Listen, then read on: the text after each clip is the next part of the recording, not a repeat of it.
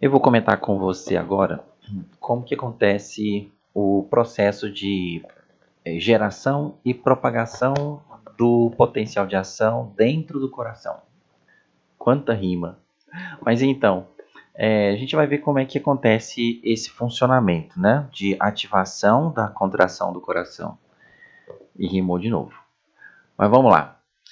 Inicialmente, vamos examinar esses dois vídeos aqui, que ajudam a ilustrar esse processo todo. Vamos começar com esse da esquerda, que ilustra o local, o foco de origem do potencial de ação e o sentido de propagação. Então, note que o potencial de ação surge aqui no nodo sinusal, localizado na parede do átrio direito, se propaga por vias preferenciais. Na verdade, ele se propaga por todo o miocárdio atrial, mas mais rapidamente pelas vias internodais, que estão representadas aqui. Ainda existe uma quarta via que se direciona ao átrio esquerdo, chamado de feixe de Bachmann, que não aparece aqui. Então, essas vias internodais levam esse impulso elétrico até o nódo atrioventricular, né? O nódo atrioventricular, juntamente com o feixe de His, é a única região de comunicação elétrica entre o sincício atrial, entre a massa muscular atrial e a massa muscular ventricular. Então, por meio desse caminho elétrico, o potencial de ação ganha a musculatura ventricular, inicialmente a partir do septo interventricular, como está sendo representado aqui. No septo interventricular, o feixe de His, que é essa região de músculo cardíaco especializado em transmitir com mais celeridade o potencial de ação. O feixe de His, então, aqui no septo interventricular, se divide em dois ramos, no ramo direito e no ramo esquerdo do feixe de His. O ramo esquerdo ainda se subdivide em dois outros ramos e vai espalhar esse potencial de ação pelo miocárdio, né? Ventricular. Em outras figuras, nós vamos ver que esse sistema, conhecido como sistema de Purkinje, né? Onde tem as fibras cardíacas especiais responsáveis por essa rápida propagação do potencial de ação pelo miocárdio ventricular. Esse sistema, conhecido como sistema de Purkinje, contém as fibras de Purkinje, que nada mais são que células cardíacas ventriculares especiais, que se contraem também, mas, sobretudo, têm uma propriedade de condução elétrica mais rápida do que as células cardíacas comuns. E esse sistema se espalha pelo subendocárdio. Essas células estão localizadas notadamente aqui abaixo do endocárdio. E depois esse sistema, esse potencial de ação vai se propagando da musculatura ventricular subendocárdica em direção à musculatura ventricular subepicárdica. Agora note nesse próximo vídeo que ele destaca a atividade mecânica do coração. Então, por causa desse sistema que proporciona com que ocorra uma ativação atrial antecipada em relação à ativação ventricular, nós observamos primeiro despolarização atrial e contração atrial, seguida de despolarização ventricular e contração ventricular. Esse ritmo em que átrio se contrai primeiro do que o ventrículo, esse ritmo, né, nessa cadência, nós chamamos de ritmo sinusal. Ritmo sinusal é o ritmo cardíaco normal, ditado pelo marcapasso do coração, que é o nodo sinusal ou sinoatrial. Então vejamos o que acontece aqui. Note que as válvulas atrioventriculares, veja, as válvulas atrioventricular direita e esquerda se abrem no mesmo momento. Então elas se abrem para que o sangue flua do átrio para dentro do ventrículo. E quando o ventrículo se contrai, aumentando a pressão dentro do ventrículo, o sangue tenta refluir para o átrio, empurrando os folhetos das válvulas, vamos tocar de novo aqui, empurrando os folhetos das válvulas, e aí elas se fecham praticamente simultaneamente, levando então à produção da primeira bulha cardíaca, o primeiro som. Quando a pressão dentro do ventrículo já estiver suficientemente elevada, e isso acontece num tempo muito curto, né? Tempo em que transcorre o que nós chamamos de contração isovolúmica. Então, numa fração de segundo, o ventrículo produz força suficiente para poder abrir a válvula semilunar, tanto aqui pulmonar quanto aqui a semilunar aórtica. Essas válvulas vão se abrir quando o ventrículo gerar pressão suficiente, ou melhor, gerar uma pressão superior à pressão mínima encontrada dentro da artéria. Por que pressão mínima? Porque a pressão dentro da artéria, seja da artéria pulmonar, seja da artéria aorta, a pressão dentro das artérias é uma pressão pulsátil. Então ela oscila entre um valor máximo, que nós chamamos de pressão sistólica, e um valor mínimo, que nós chamamos de pressão diastólica.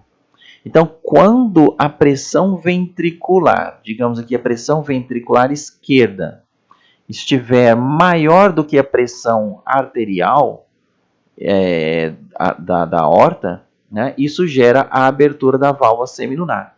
Isso acontece quando a pressão ventricular ultrapassa a pressão arterial mínima, que é alguma coisa em torno de 80 milímetros de mercúrio. Claro que isso é variável de indivíduo para indivíduo, e mesmo no mesmo indivíduo, em diferentes momentos, a pressão pode estar em valores diferentes, mas na média, mais ou menos ao redor deste valor, né?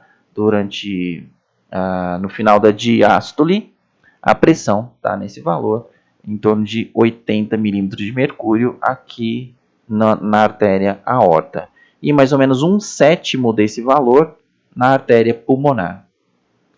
Certo? Então, observar essa dinâmica, né, de funcionamento que esse vídeo traz, em conjunto com aquele ciclo, aquele gráfico, né, que explica o ciclo cardíaco, são recursos, né, muito válidos para a gente entender com mais clareza como que o coração funciona. Então vamos adiante. Aqui está representado o sistema excito-condutor do coração, né? Onde se localiza aqui o nódo sinusal, que gera o potencial de ação que se propaga, né, por toda a musculatura atrial. É preciso notar o seguinte: todas as células do coração estão interconectadas pelos discos intercalares. Então, quando um potencial de ação surge aqui no nódo sinusal, ele se espalha em todas as direções através da musculatura atrial. No entanto, essas regiões que aparecem em cor verde são regiões de propagação mais acelerada. Então, o impulso cardíaco se propaga em toda essa região rosada que você vê aqui, né, no músculo cardíaco normal. Mas ele se propaga com mais rapidez por meio dessas vias preferenciais, chamadas de vias internodais, e ainda existe uma quarta via aqui que se projeta em direção ao átrio esquerdo, chamado de feixe de Bachmann. Deve aparecer uma outra figura na frente que mostra isso. Então, esse potencial de ação se espalha por toda a musculatura atrial e, mais rapidamente, ele alcança o nó do átrio ventricular. O nó do átrio ventricular contém fibras cardíacas de menor tamanho, mais estreitas, com discos intercalares menos permeáveis e, além disso, as fibras dos nodos, tanto do nódo sinusal quanto do nó do átrio ventricular, têm uma característica que é a seguinte: elas têm potencial de membrana em repouso naturalmente mais elevado do que o potencial de membrana de repouso das outras fibras cardíacas, seja dos átrios ou dos ventrículos. Então, o potencial de membrana de repouso das fibras do nódo, tanto do nódo átrio ventricular quanto do nódo sinusal, está alguma coisa ao redor de menos 60, menos 65 milivolts.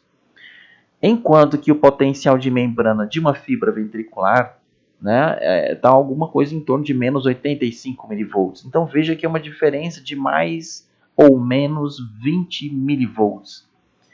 Então as fibras do nódo atrioventricular e do nódo sinusal estão cerca de 20 milivolts mais despolarizadas em relação às outras células do coração. O que isso significa? Significa que a amplitude do potencial de ação vai ser menor. A variação de menos 65 até mais ou menos em torno de mais 10, mais 20 milivolts é menor do que a variação de menos 85 até mais 20, mais 10, mais 20 milivolts.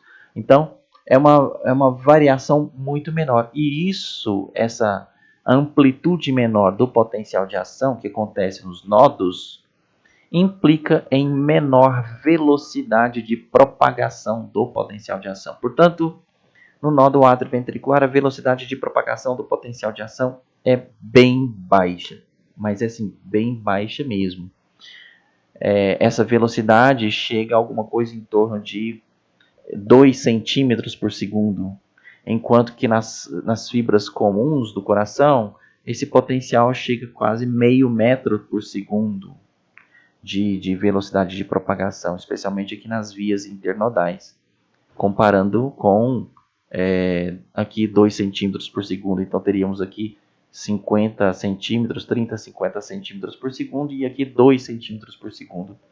Quando esse potencial finalmente, depois desse momento de lenta propagação e, portanto, também de atraso na propagação, para que esse potencial alcance a musculatura ventricular, né? E por causa dessa lenta propagação e por causa desse atraso, isso permite que os átrios se despolarizem primeiro, que se contraiam, para depois esse potencial passar para os ventrículos, o que vai proporcionar uma rápida despolarização dos ventrículos e consequente contração ventricular. E essa contração ventricular vai ser atrasada, vai ser desincronizada da contração atrial, né, que é o desejável. Bom, então quando esse potencial de ação, né, ao cruzar o nódo atrioventricular, ao passar aqui para o feixe de His, ele vai encontrar as fibras de Purkinje. As fibras de Purkinje são células cardíacas bem calibrosas e que propagam o potencial de ação com muita rapidez. Então, se o potencial de ação se propagava com uma velocidade de 2 centímetros por segundo aqui, ele pode chegar a 400 centímetros por segundo ou 4 metros por segundo aqui nas fibras de Purkinje. E esse potencial se espalha no subendocárdio com muita rapidez, levando esse impulso cardíaco para toda a musculatura ventricular. E isso vai fazer com que o ventrículo se despolarize e logo depois se contraia. Então note que a presença desse sistema de Purkinje fica no subendocárdio. Essas células especiais se distribuem pelo subendocárdio, pela musculatura ventricular, logo abaixo do endocárdio. Depois, o tipo de músculo que nós vamos encontrar é músculo comum, músculo cardíaco comum.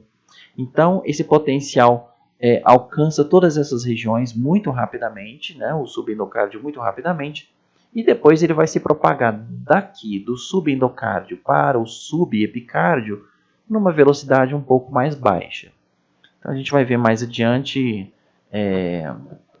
isso representado numa figura e comentamos o que tem de importante a esse respeito. Aqui nós vemos dois tipos de potencial de ação diferentes. O potencial de resposta lenta, típico dos nódos sinusal e nódo atrioventricular. Note que o potencial de membrana de repouso começa num valor mais elevado, em torno de menos 60, menos 65 milivolts, em comparação com o potencial de membrana de repouso que acontece nas fibras de resposta rápida, que são típicas da musculatura cardíaco comum, seja dos átrios, seja dos ventrículos. Então, o potencial de membrana de repouso dessas fibras cardíacas comuns se encontra aqui ao redor de menos 80 milivolts. E isso vai gerar, durante a despolarização, uma amplitude muito elevada, né? Uma variação aqui de mais de 80, próximo de 100 milivolts, né, de variação de potencial elétrico, enquanto que aqui essa variação vai ser menor, em torno de 60 ou 70 milivolts, talvez. E isso, essa variação elétrica, quanto maior essa variabilidade elétrica, quanto maior essa amplitude do potencial, maior a velocidade com que os íons se movimentam através da membrana. Porque o gradiente elétrico é muito poderoso e isso acelera a velocidade de movimentação, seja de entrada de íons, como a entrada de sódio e de cálcio, quanto também a saída de íons, né? Notadamente a saída de íons potássio durante o processo de repolarização. Então, quanto maior a amplitude do potencial elétrico, maior a velocidade de movimentação, o que faz com que as fibras de Purkinje, que são as que têm um potencial de membrana mais baixo, apresentem também com isso uma velocidade de propagação muito acelerada. Essa figura é interessante porque ela mostra potenciais de ação de resposta lenta, como este que nós vimos aqui, né? que está presente tanto no nodo sinusal quanto também no nodo atrioventricular. Este potencial de resposta lenta, note que a fase 0, que é a fase de despolarização, é inclinada quando comparada com a fase 0 do potencial de ação de resposta rápida. O que distingue esses dois potenciais, né, nessa fase 0? No potencial de ação de resposta lenta, essa subida, né, do potencial é mais inclinada porque nestas células não existem canais de sódio rápidos, aqueles canais que nós já estudamos também, que estão presentes nas fibras nervosas, nas fibras musculares esqueléticas, né? Aqueles canais que têm duas comportas, né? Comporta de ativação e comporta de inativação. Portanto, esta fibra aqui não tem canais de sódio e voltagem independentes. Então, como é que ela se despolariza? Ela se despolariza apenas pela abertura de canais de cálcio e voltagem independentes, de canais lentos de cálcio e voltagem independentes, o que permite a entrada de cálcio. E é este cálcio que entra e entra mais lentamente se comparado com o que acontece com o sódio, gerando então uma despolarização mais lenta. Por isso, potencial de ação de resposta lenta. Aqui não. A subida do potencial elétrico é muito mais rápida, porque essa célula contém canais de sódio e voltagem independentes, que são os canais rápidos, por isso gerando essa rápida ascensão do potencial de ação. E, portanto, torna essa célula uma fibra de resposta rápida. Então, voltando aqui, você note que nós temos duas situações com o mesmo músculo, com as mesmas células, né? Ou a mesma célula que está sendo avaliada. Então, você nota aqui que a célula tem dois potenciais de ação seguidos, né? São tipicamente potenciais de resposta lenta. E aqui você observa que durante a fase 4, vamos voltar aqui só para você lembrar, fase 4 é a fase de repouso, de potencial de membrana de repouso.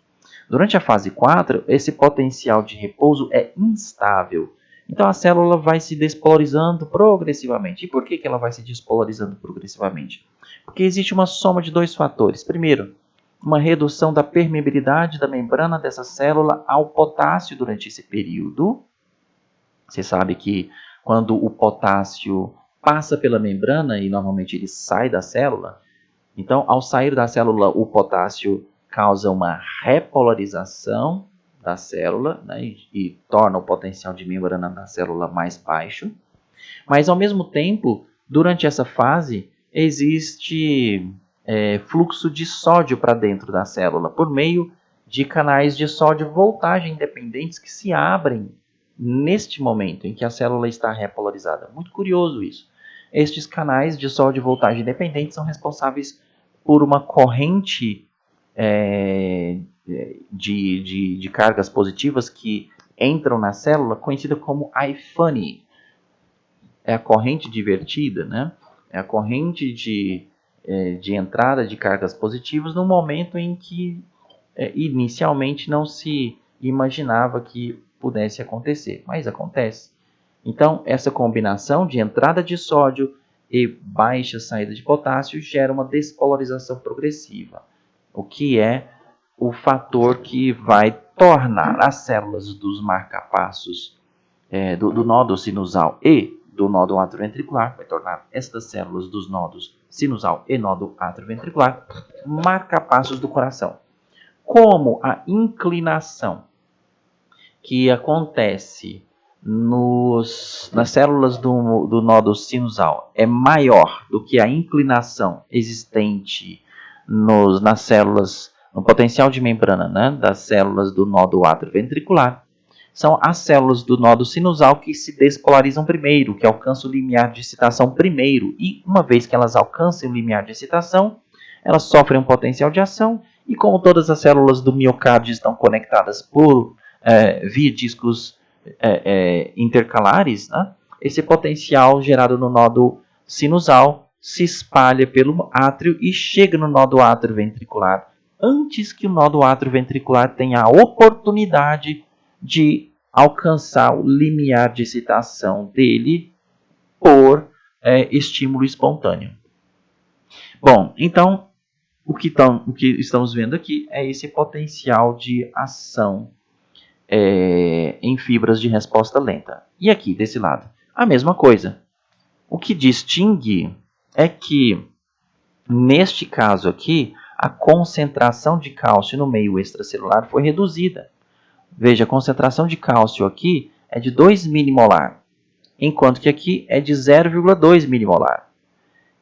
Então, há uma redução aqui da concentração de cálcio de 10 vezes. E por que isso tornou esse potencial de ação mais deprimido?